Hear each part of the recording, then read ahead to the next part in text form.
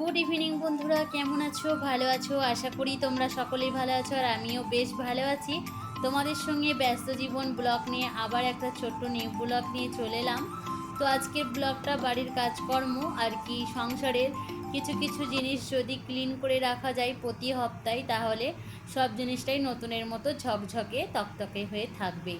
তো যে কোনো জিনিস থাকে না কেন আর কি, যেইটুকুন আমাদের সংসারে যেইটুকুন ফার্নিচার থাকুক না কেন, সবটুকুনি যদি আমরা প্রতি সপ্তাহে যদি নিট ক্লিন করে ফেলি আর কি সুন্দরভাবে, তাহলে দেখবে নতুনের মতো একদম চকচকে হয়ে থাকবে। কেউ আর বলবেও না পুরাতন জিনিস কিংবা নতুন জিনিস। যেহেতু একটা সংসারে আমরা অনেক কষ্ট করে সব কিছু জিনিস কিনি, সেই জিনিসগুলো যদি না আমরা আর কি পরিষ্কার করে যদি না আমরা ভালো করে না রাখতে পারি, তাহলে আমরা সংসারের মূল্য কিছুই বুঝলাম না। তো আমি সব সময় ভাবি যে আমার যেইটুকুনি সংসারে জিনিস থাকুক না কেন, সব সময় আমি যেন নেট ক্লিন করে রাখতে পারি, যেহেতু নতুনের মতো একদম ঝকঝকে হয়ে থাকে। যেহেতু একটা সংসারে সব কিছু কিনতে গেলে বহুত কষ্ট আর অনেকটা মেহনতের পয়সা দিয়ে আমাদের কিনতে হয়, যেহেতু এত চটজলদি যদি আমরা কোনো জিনিস নষ্ট করে দিই, সেখানে কিন্তু আমাদের অনেকটাই খারাপ লাগবে। তো চলো, যারা সংসারী মেয়ে কিন্তু প্রত্যেকটা জিনিস দেখবে সবসময় এইভাবেই সুন্দর করে রাখতে চাইবে। আর যারা অতটা বুঝে না, কিন্তু সংসারের আর কি কষ্টর মর্ম বুঝে না, তারা কিন্তু অগোছালো হয়ে যাতাশা আর কি যথেষ্ট আর কি অগোছালো করে রাখবে। কিংবা আর কি কোনো জিনিস ছোটোখাটো জিনিস বলো বড় জিনিস বলো, তাদের আর কি অতটা কি বলবো, আর তাদের কিছু মনে হয় না। পয়সার মর্ম তারা বুঝে না, জিনিসের মর্ম বুঝে না, সেই কারণে অনেক সবাই জিনিসকে কিন্তু যত্ন করতে পারে না।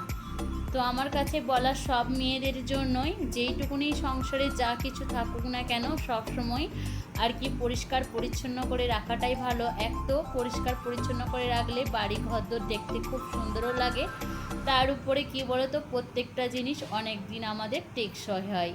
যেহেতু একটা জিনিস কিনতে গেলে প্রথমেই বললাম অনেকটা কষ্ট আর অনেক মেহনত লাগে, সেই কারণে আমার কাছে বলা এটাই, সব জিনিস যেইটুকুনি জিনিস হোক না কেন, সব সময় প্রতি সপ্তাহে যদি তোমরা ক্লিন করে যদি সব সময় যদি রাখতে পারো, দেখবে নতুনের মতো একদম চকচকে হয়ে থাকবে।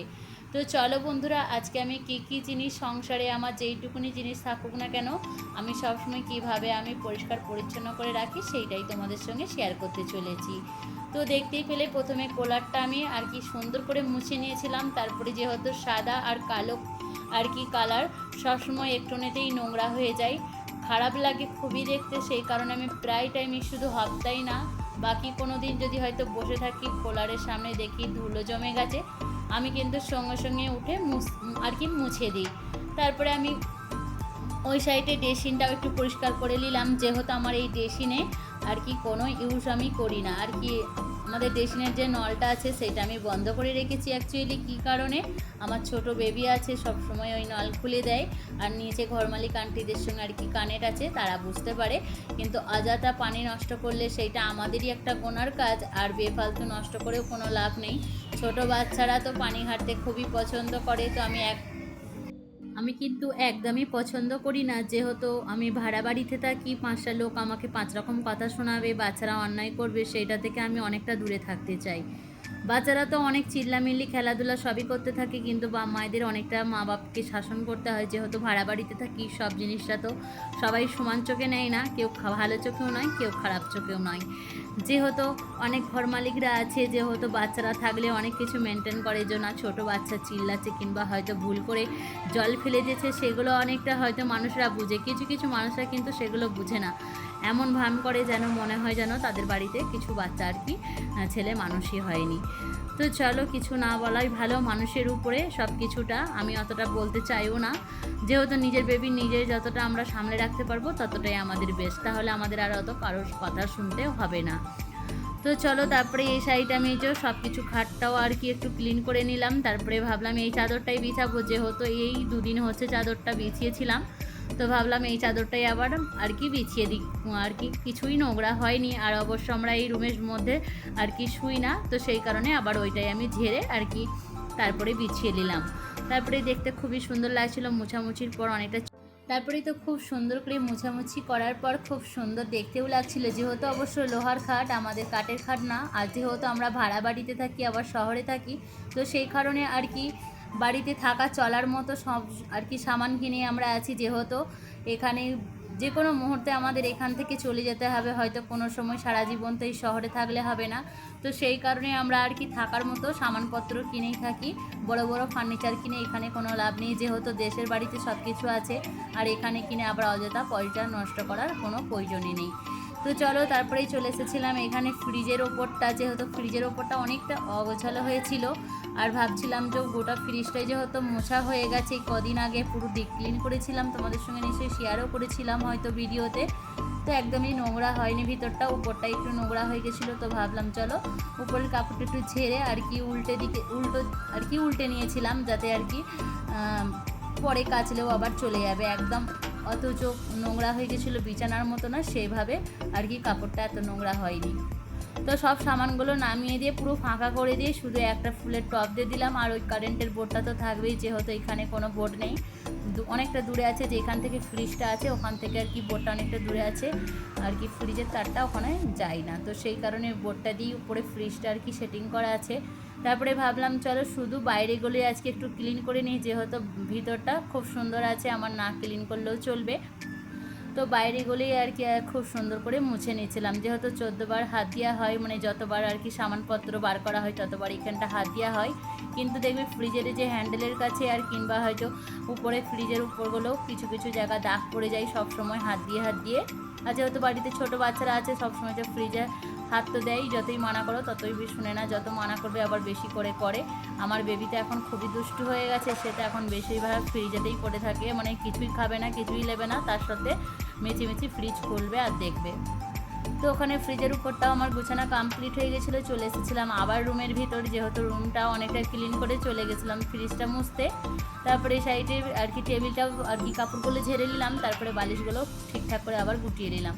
তারপরে রুমের ভিতরটা খুব সুন্দর করে ঝাড়ু মেরে নিচ্ছিলাম, যেহেতু পুরোই ক্লিন করলাম, মোছামুছি করলাম, ঝাড়ু মেরে নিয়ে তারপরে মোছামুছিও করে দেবো, তাহলে একদম বাড়িটা খুব সুন্দর চকচকে হয়ে যাবে আর কি। রুমের ভিতরটা গোটা বাড়িটা তো চকচকে লাগবেই, তার উপরে কিন্তু রুমটা খুব সুন্দরভাবে ক্লিন করে নিয়েছিলাম। সব সামান বলতে এখানে আর আমার কিছুই সেরকম নেই, যেহেতু অনেক কিছু গুটিয়ে নিয়েছি, আর হচ্ছে অনেকটা খালি হয়ে গেছে, বেশ দেখতে ভালোও লাগছে। আমি তাই ভাবছি যে আর কি নতুন বাড়িতে গেলে এইভাবে ফাঁকা মতো করেই আর কি রাখার চেষ্টা করব, বেশি গ্যাঞ্জাম আর করবো না।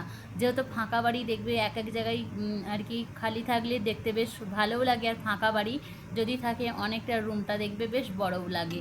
যতই না আর কি সামান যদি অল্প পরিমাণে রাখো, যত ছোটোই বাড়ি হোক না কেন আর কি, রুমটা বড় হোক না কেন কিংবা ছোট হোক না কেন, হালকা যদি সামান থাকে রুমের ভিতরে দেখবে দেখতে খুব ভালোও লাগে, আর রুমটা যেন অনেকটা বড়ও লাগে। তো চলো বন্ধুরা, তারপরে ঝাড়ু মেরে নিয়ে খুব সুন্দর করে মোছামুছি করে নিয়েছিলাম, 2-3 বার করেই মুছেছিলাম, তো সেটা তোমাদের সঙ্গে সবটা শেয়ার করা হয়নি। আর খাটের তলাটা তো পুরোই ফাঁকা করে দিয়েছি, যা সামান ছিল, আর খালি একটা ওই টিভির পেটিটা আছে আর কি, যেহেতু টিভিটা এখন খোলা হয়নি, ওইটা খুলে নিলে ওইখানটাও আবার খালি হয়ে যাবে। তো চলো, অনেকটাই সন্ধ্যা হয়ে এসেছিলো, যেহেতু ইভিনিং থেকে তোমাদের সঙ্গে ভিডিও স্টার্ট করেছি, অনেকটাই সন্ধ্যা হয়ে গেছিলো আর কি, আজান দেবার কাছাকাছি হয়ে গেছে সন্ধ্যার। তো এখানে আমি লেজাল দিয়ে মুছছিলাম আর একটু সার্ফও দিয়েছিলাম তার সাথে, যেহেতু আমাদের এই টাইসটা মানে সানটা প্রায় টাইমে জানি না কালো কালো কি উঠে, আমি অনেক ভিডিওতে বলেছি, তো সেই কারণে এখানে একটু সার্ফও দিয়েছিলাম খুব সুন্দর করে মোছার জন্য। তারপরে ঘরদোর মোছামুছি করে পুরো ক্লিন হয়ে গেছিলো। তারপরে এই যে ছেলের জন্য একটু আর কি চিকেন রেখে দিয়েছিলাম, সে দুপুরবেলা একদমই খাবে না বলেছিল মাম্মি আমাকে একটু ফ্রাই করে দেবে। তো সত্যি কথা বলতে ফ্রাই করার জন্য কোনো আমার মেশিন নেই আর কি বাড়িতে ইলেকট্রিক, তো সেই কারণে ভাবলাম হাতে আর কি হাতে মেখে সব কিছু মশলা দিয়ে কিছুক্ষণ মতো ঢাকা দিয়ে রেখে দেবো। তারপরে কড়ার মধ্যে এই লং স্টিল যে কড়াগুলো হয় সেইখানেই আমি দিয়ে আস্তে আস্তে করে ঢাকা দিয়ে ভেজে নেব, তাহলে খুব সুন্দরভাবে ভাজা হয়ে যাবে। তো অল্প তেলের মধ্যে ভেজেছিলাম, তো তোমরা দেখতেই পাবে খুব সুন্দর করে কিন্তু ভাজাও হয়েছিল, আর খেতে খুব টেস্টি হয়েছিল। তো এইখানে আমি বাড়ির যে ঘরোয়া মশলাগুলো আছে সেইগুলো দিয়ে আমি আর কি চিকেনটা ওদিকে ফ্রাই করে দেবো, যেহেতু চিকেন মশলা আরে কিছুই আমি দিলাম না, বাড়িতে যেইটুকুন মশলা ছিল আর টক দইটা অ্যাড করে দিয়েছিলাম, তারপরে এখানে আধা ঘন্টার মতো আমি ওকে চাপা দিয়ে রেখে দিয়ে চলে গেছিলাম, অন্য কাজ করছিলাম, তারপর শেয়ার করা হয়নি। এখন অনেকটাই সন্ধ্যা মতো হয়ে গেছে, তো ভাবলাম চলো নাস্তা তো খাই, তো এখন আমি ওকে একটু করে দিই, যেহেতু আমার ছেলে এই আর কি চিকেনের যে লেগ পিসটা ছাড়া আর কিছু জিনিসই খাই না। তুমি যদি একটু আর কি ওকে যদি এইটুকু আর কি দিয়ে দেওয়া হয়, এইটুকু বলতে একটা লেগ পিসই খাবে আর কি, দুটো মাংসও খাবে না কিংবা কিছু ভাতের সঙ্গে বলে এমনি টাইমেও দিলেও ওই একটাই জিনিস খাই, কিন্তু ওকে ওইটা দিতে হয় না, হয় একটু আর কি বায়না করে। তো প্রথমেই তোমাদেরকে বন্ধুরা বলেছিলাম যে আমি ঢাকা দিয়ে এইভাবে ভেজে নেবো, যেহেতু আমার ফ্রাই করার কোনো আর কি যন্ত্রপাতি নেই, যেহেতু ইলেকট্রিক জিনিসে এখন প্রায় মানুষ সব কিছু করছে, কিন্তু আমার বাড়িতে নেই।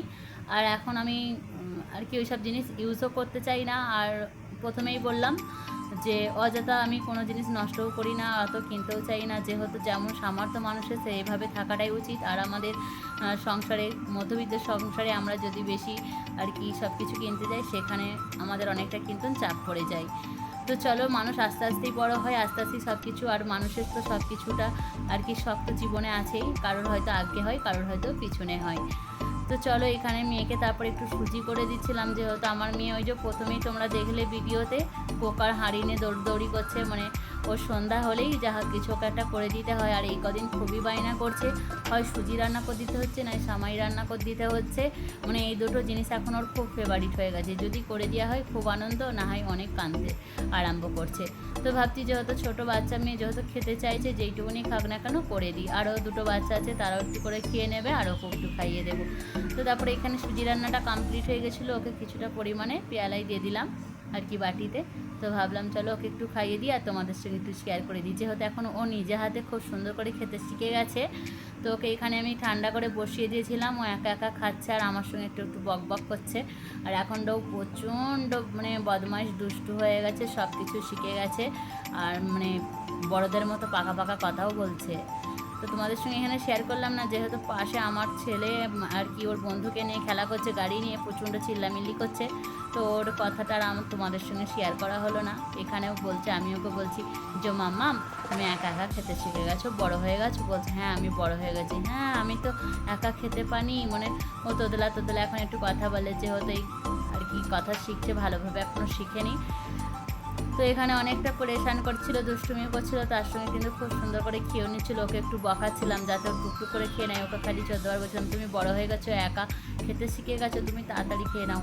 তো এখানে আমার ছেলের জন্য লেগ পিসও ভাজা রেডি হয়ে গেছিলো। তো সন্ধ্যা হয়ে গেছিলো, অনেকটা কাজ করার পর আলা হয়ে গেছিলাম, তো এখানে একটু মুড়ি এনেছিলাম। তো প্লিজ এই চ্যানেলটা যদি ভালো লেগে থাকে প্লিজ লাইক কমেন্ট শেয়ার করে দেবে।